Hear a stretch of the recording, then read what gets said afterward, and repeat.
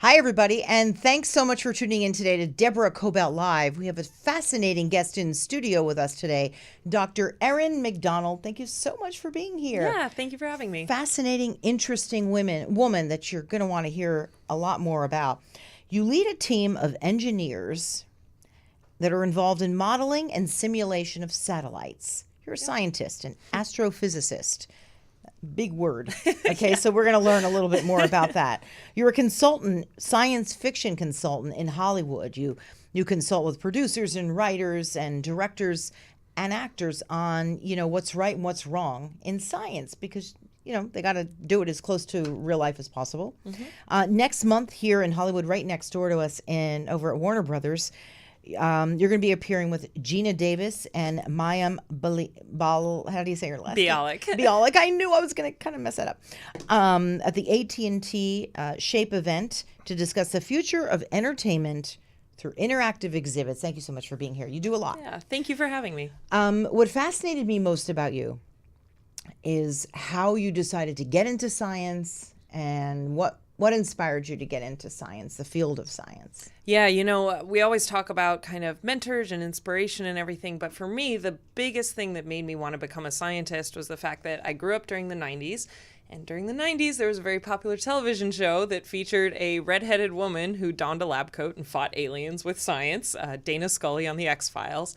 And as a redheaded girl, that was all I wanted to be. Dana Scully was the coolest person in the world, and she was a scientist, so therefore I had to become a scientist if I wanted to be her, logical sense. So what did you do, like memorize every single episode? Oh, everything. And I cut my hair into this bowl cut, and I wore suits at the age of 10, just everything I could do to be Dana Scully. I think that's really, really cool. Thanks. I really do. Because I know when I was watching TV back in the day and I would see, people who were supposed to be inspiring characters wearing an apron, I'd be like, wait a minute, I don't relate to that at all. So lucky you grew up in a time when, there was a character that would inspire you. So from there you decided, I'm going to try my hand at science. Yeah, there's really a direct line that so I never necessarily wanted to do medicine. I find the body's sort of gross and squishy, and the biology wasn't really my thing, but they mentioned at one point offhand that Dana Scully did her undergraduate degree in astrophysics. And I went, oh, that sounds cool. Wow. I like space too. And literally looked up what it was and just had this bug in my head that I could go and study space. And that never left. That's incredible. So where did you study? So I did my undergraduate degree at the University of Colorado in Boulder, grew up in Colorado, and I actually went and did my PhD after that at the University of Glasgow in Scotland. So when I was 22, just picked up, left everything, and moved to Scotland. But you always had her in the back of your head, didn't you? Always, yeah. And through the whole time, there's lots of characters that we cling to, and she really was a mentor for me, particularly during my undergrad time. There was another one, Dr. Ellie Arroway from Contact. That was a big movie that came out in the 90s as well, and she was an astronomer. So I had those both in my head as something I wanted to be. And then when I was in grad school, it was more when I discovered Star Trek and Captain Janeway from Voyager. So I had these three fictional characters, but they really were mentors for me.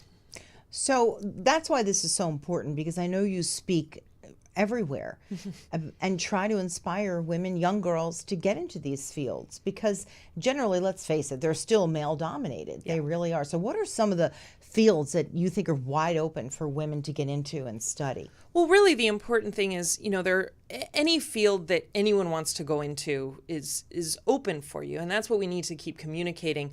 I think it can feel like an unfriendly place if you are the only one of, your race, your gender, your sexuality, any of those, where you just don't have a shared experience to share with your peers. I think that's so important. And so, coming from physics and astronomy and engineering, these what we call STEM fields, science, technology, engineering, and math, there's really a drive to try to find ways to get underrepresented demographics into these fields. Very interesting. When I first went to college, my first year and a half, I was a math major. Really? Because I loved Nice. math. And then people said, well, what are you going to do with that? Because really all you can do is teach. Wow.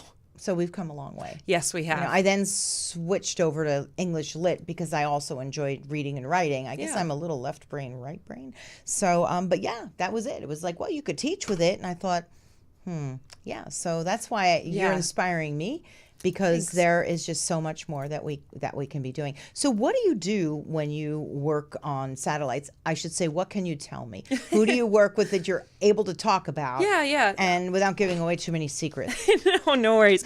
Well, really what it is, so I did my PhD in kind of more theoretical astrophysics, so studying black holes colliding and dead stars and all sorts of weird things like that. But it really was data science. It was, trying to get data from a lot of different sources, figuring out what we could learn from that data.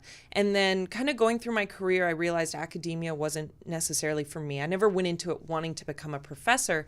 And so I started to transition. I got into teaching, started to do more science outreach, and then I had a lot of bills to pay. So teaching doesn't pay as we would like, or nor as it should. Especially if you live in California, it's pretty tough. So, So I kind of pivoted a little bit and looked at doing aerospace engineering. And really the transition wasn't as hard as my colleagues in academia made it seem like it would be. That idea that all you can do is teach. Don't listen to the noise. I mean, I'm big on that. It's like, forget it, just go. So Absolutely. And I found there's a lot of correlation that all it is it's taking data. We have these big systems that we're trying to figure out how they're performing. And regardless of, what that source is or what you're looking at, you're just taking data and trying to figure out what we can learn from it. And the thing I love doing is finding answers to problems that people haven't known to ask yet. So when they say we're going to, this thing keeps breaking all the time and we know how to fix it. Okay, well, why does it keep breaking? Like, let's look at that and see if we can find a way to improve. You mentioned the black hole and all that. I mean, do you actually study what's going on out there? I mean, so, because there were recent reports about what, possibly getting, communication from what's going on beyond the black hole. Do you know what I'm talking about? Yeah, so there was a big announcement. That was a picture of a black hole. And people who kind of thought, people who are interested in space science and things of like, well, we've heard pictures of black holes before, but why is this one different? And really the main thing is when we have seen black holes, which are remnants of really massive stars that basically exploded, and what's left behind is this deep, deep well, this gravity well that not even light can escape out of. And so we've seen stuff falling into it. We've seen that's heated up and given off light in the X-ray. But this was an actual image of the edge of the edge of nothingness, where everything that falls in is never going to come out again. The work I did was with the LIGO collaboration to find gravitational waves, which are ripples from colliding black holes. I left before they won their Nobel Prize, so I can't take credit for it. But you did work. I loosened the jar lid. Wow. What do you make of that? I'd love to know, because we're just really at the beginning of understanding what's going on out there. If we even do understand what's going on out there, if the theories are correct. What do you make of what's going on in space, how we relate to all of that? That's the big question. Who are we? Why are we here? And how do we relate to that? That's really interesting. I think from a scientific standpoint, the fact that we've detected these ripples now, it's almost like we can hear space as opposed to seeing it. So now we can study space in multiple ways. But the thing I like, the sort of bigger sociological aspect that I really like studying, is this idea that I think space is really universal. When we're kids, a lot of kids are into space and dinosaurs. And as we grow up, we never quite lose that. And the thing with space is it really does unite us. When we look at, we can get excited about the International Space Station, and you see astronauts from Russia and the United States and from, all of these different countries, that it's borderless. And the whole point is we're just studying what's out there. But wouldn't it be wonderful to unite us, not just on this planet, but with others or something else that's going on out there, to realize, it's not just us, because it can't be, right? Exactly. Do you agree? It just can't be? Oh, yeah. No, the numbers are, there's no way there's not some other form of life out there. Now, I do not think there's any evidence that anyone has reached us or has tried to communicate with us, but the numbers are too great that there are so many planets that we keep discovering just in our small pocket around us, that there has to be some form of life out there, intelligent or not, bacteria, whatever.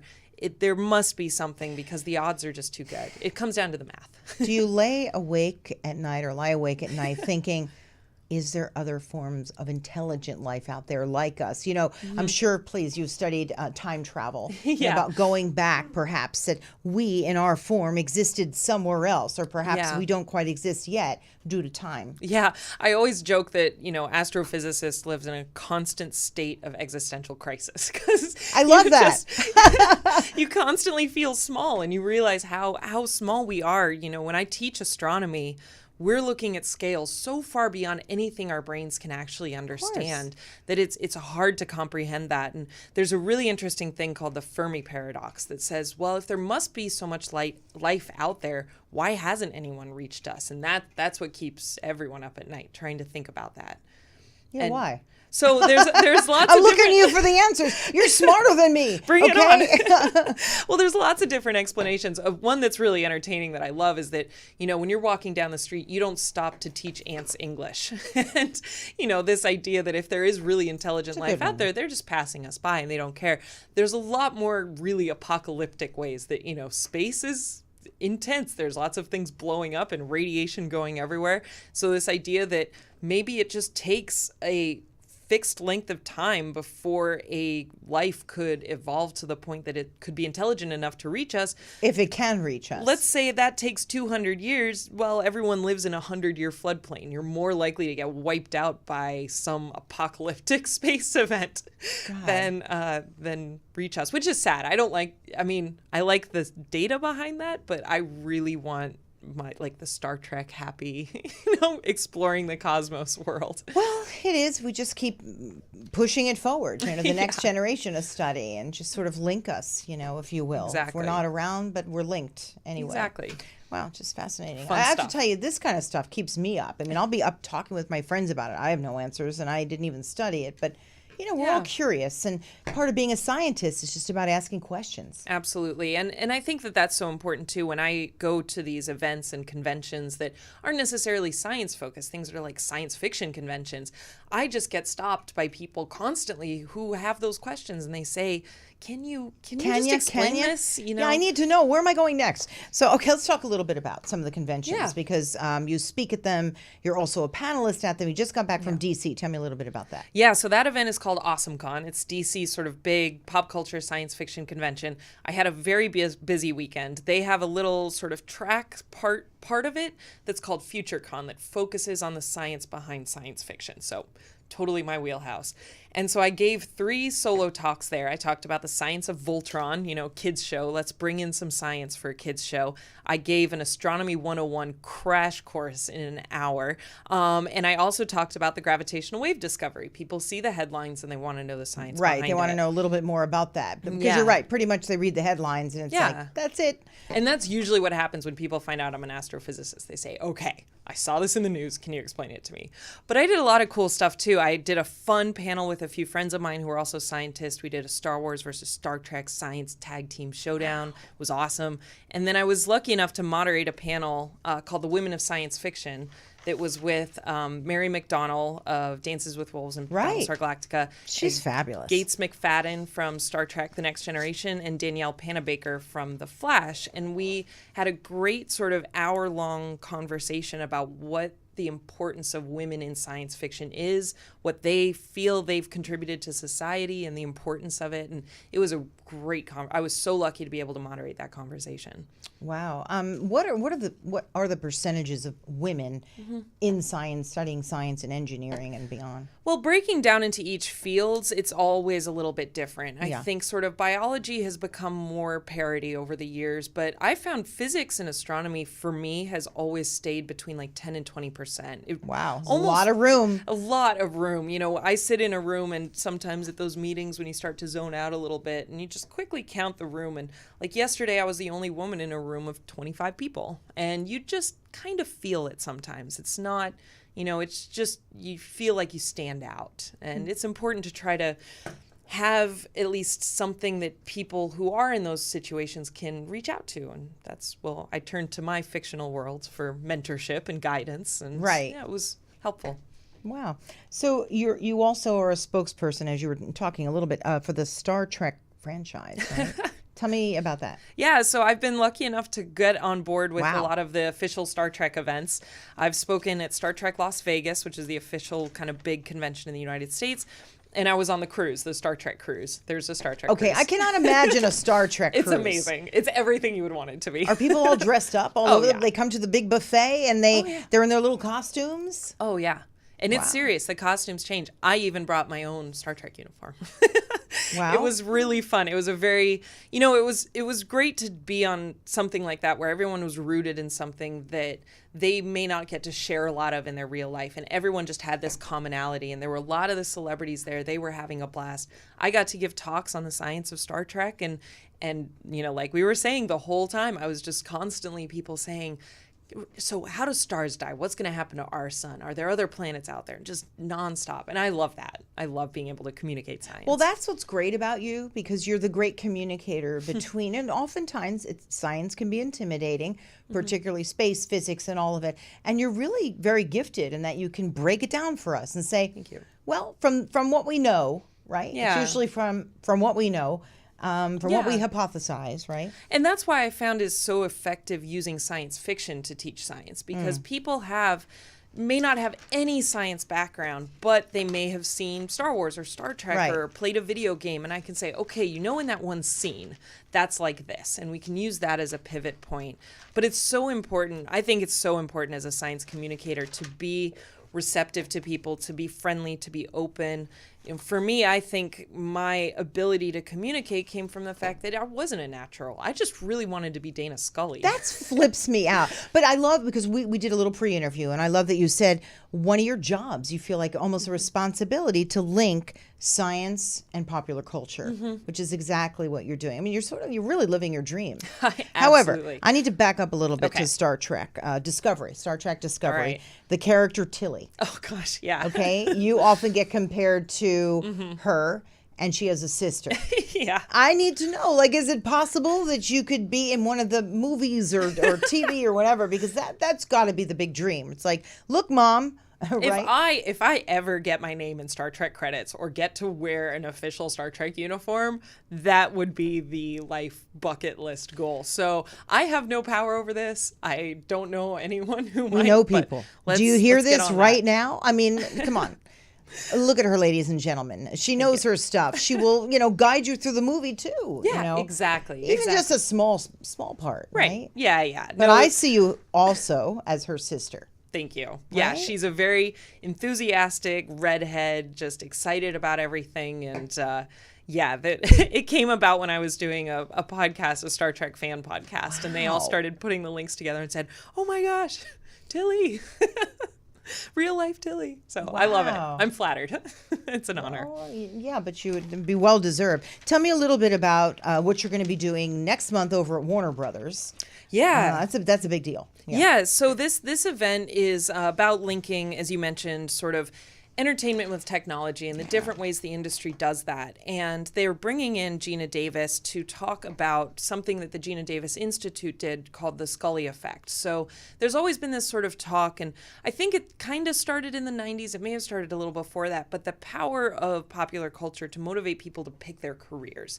And, it's been mentioned very anecdotally, but what the Gina Davis Institute did was they decided to look at it scientifically and see and start doing interviews and see how much of a correlation there actually is between women like myself who grew up watching the X-Files and chose to go into science. And there is a statistical correlation between, if you as a woman watched the X-Files or not, and you decided to go into the STEM fields. It's not exclusive. It doesn't mean it had to happen or, people went into science without ever seeing the X-Files. It's just the women who did were more likely to go into STEM than women who didn't. I have to ask you, the Gina Davis Institute. So clearly she's got a massive interest in this. I mean, have you met with her? What do you know about the Institute? I that you haven't. could share? I'm excited because I have not met her yet. But the Institute really, there is, as far as my understanding, I don't have any official affiliation with them, but they're really just trying to find that power of popular culture in our society. What does popular culture do, and ways to empower women and have underrepresented, minorities be present in our society, and how popular culture can help inform that. I think that's probably just a small part of what they do, but I think it was so important for them to actually scientifically look at it. People meet, people like me, and they go, oh, wow, I didn't realize a TV show could have that much of an impact on someone's life. And it's not just me, it's a lot of people. Wow. So you must, I would say, to target people, you probably would have to talk to young girls and kids in school a lot. Yeah. Do you get asked to do that quite often? Oh, yeah. And I love doing that. I love going to high schools. One time I just went to one of these full education, like K through 12 centers, and they just cycled classrooms in and out. And because, I've worked at museums, I do a lot of this communication. Bring it on, any question that we have. But what I love the most is they hear, Dr. Macdonald, an astrophysicist, is going to come talk to us about science, and half the kids, and I'm like, all right, whatever. And I walk in, and I've got bright hair and tattoos, and it is not what and I'm a woman. Show it. Yeah, show it. The red hair, the tattoos, you're a woman. You got the whole package going. And I just think that's incredible. Already you're disarming everyone. They're like, oh, she's pretty cool and she's smart. Yeah. And I could do that. Yet that's when you see the sort of wires, especially from some of the kids, you can tell are kind of into like the heavy metal and the tattoos and stuff. And they just are like, oh my gosh, I could be a scientist too. It's really cool. It's funny. I wish I could be around another 200 or 300 years or beyond, because I love seeing what's happening for women in particular. When I was in the business, when I kind of started out, they said to me, you need to dye your hair because you kind of look ethnic. I have darker hair and darker eyes. And they said nobody was really going to listen to someone who looks a little ethnic. Imagine doing that now, saying, make your hair lighter. It just wouldn't happen. Yeah. And now we're in a time where you can show up, wear your tattoos, dye your hair red, and it's all about what's going on in here. And I just love how we've evolved in, frankly, a short amount of time. Yeah. Absolutely. You can have your own show. You can push it out on the internet. It's just very exciting. It very, is. very, very much so. So tell me, by day, literally, you're working on programs down in, you said, El Segundo, California. Can you share a little more about what you do? I know a lot of it is like secret stuff, but so that you won't get in trouble, because I love hearing about this stuff. Yeah. Like I'm on the inside or something. Yeah, what we do is we kind of try to figure out how we can build these big systems, these big satellite systems, to all work together, and how we can get data in order to figure out how they're performing. And like I said, really answer questions that the people haven't known to ask yet. But as you mentioned, I'm a lead of the group. And so I'm bringing in a lot of sort of junior technical engineers and trying to help mentor. And so when I left academia and people were saying, oh, you'll never find anything like this, this is, it's a dark, lonely, awful world out there, I have found fulfillment in being able to teach and mentor, and all those things I loved about academia I've found in the aerospace engineering industry. And I think it's so important. But, I really like what I do. I think it's really technical. It's all about trying to find ways to integrate these systems and see how it's going to work from, beginning to end. And you work for SAIC, yes, right? That's what does that correct. stand for? That's a great question. It's been around forever. It's Science Applications something. Whatever. SAIC is good enough for me. Yeah, that works. There you go. It's good enough for me too. So what is next? So you're going to be going back to work after this, to work on your, engineering and wow, cool. And you do speaking, I guess, and all kinds of conventions. You've gone to Comic-Con? I have not. I have not gone to Comic-Con yet. I can't imagine that you didn't go there yet. It's like, folks, here's another one for you. That's pretty incredible. But you also work not just with Hollywood to try and explain to them, no, it would go more like this, but video games. Yeah, tell me a little bit about that. Yeah, so one of the things after doing all of these sort of pop culture conventions, I started doing them about 7-8 years ago, really just itching that, scratch of wanting to teach, or scratching that itch, that's it, of wanting to teach. We figured it out. I'm just going right with you. Thank you. And, but as I was doing that, I started meeting actors and writers and showrunners and producers who were there for the fans, to do panels and all of that. And because I was presenting some of their stuff, they were like, oh, we should connect, or we should, and then I was out here in LA and started making some of those connections. So, a lot of it is just the odd thing here and there. And unfortunately, I can't talk about some of the coolest ones that, I've been able to do. But for me, it's a really fun experience. And it's most fun when I get to work in a writer's room because I'm not a creative person. I have a creative brain. I can think outside, but I cannot sort of do that creative process of the writing and building these worlds.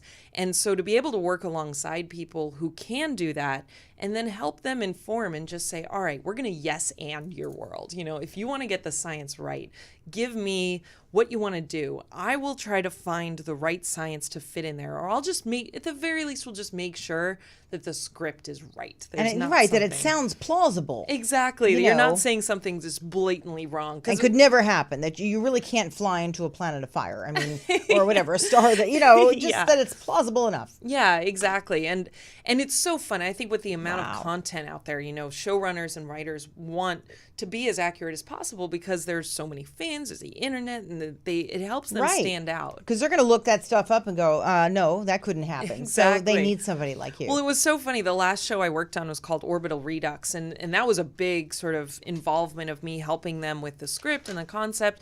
And at one point, one of the main characters had to write an equation on the board, and they needed a rocket equation. And so I was digging through and just trying to find which equation would work. And I gave it to them. But as I was finding it, the equation was actually named the Tchaikovsky, rocket equation. And the ship that they were on was called the Tchaikovsky. And so I kind of flagged the showrunners and I was like, guess what I just found? They were like, that is awesome. So it was almost an Easter egg, and fans found it. They, they were like, that's the Tchaikovsky equation, and they're on the Tchaikovsky. That's brilliant. That is really brilliant. Yeah. That's very fascinating. I love that. Yeah. That is so cool. Okay, so what's up next for you? You've got the convention coming up, and I know you're going back to work to design something incredible that you can't really tell us too much about. So, yeah. But it has to do with satellite systems. So whatever's working for you, you could probably thank Dr. Erin Macdonald. Thank you. Yeah, there you go. We'll go with that. How about that? Yeah, thanks. And I have Big Easy Con is coming up. So that's in New Orleans at the end of this month. It's actually, I think, their first really big pop culture convention in New Orleans. It's the first weekend of June. So I'm really excited for that.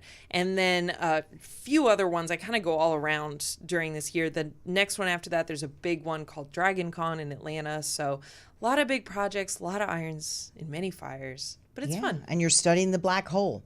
It's great. I really love it. Cool. Really, and teaching people about it. And teaching, and particularly young people, so that, especially women, so that we get involved in the sciences. I hope so. If really I can inspire one kid, I've done my job. I'm going to tell my kids' school about you, because I think you would inspire so many of them. I really do. Really, really do. You're a fascinating woman. Thank you for taking the time to come and speak to us. Thank you so much. And any questions for Dr. Erin Macdonald? You've got a website, right? I do, yeah. People can find me. My website is erinpmacdonald.com, and that's where you can find where I'm going to be appearing next as things get announced. And then I'm also very active on Twitter, so at DRERINMAC, Dr. Erin Mac. You can find me, ask me questions. I'm usually posting space or science fiction is pretty much it. So. Yeah, very, very fascinating. And maybe, you'll be in one of the next Star Trek films or TV series or something. One can only hope. One can only hope.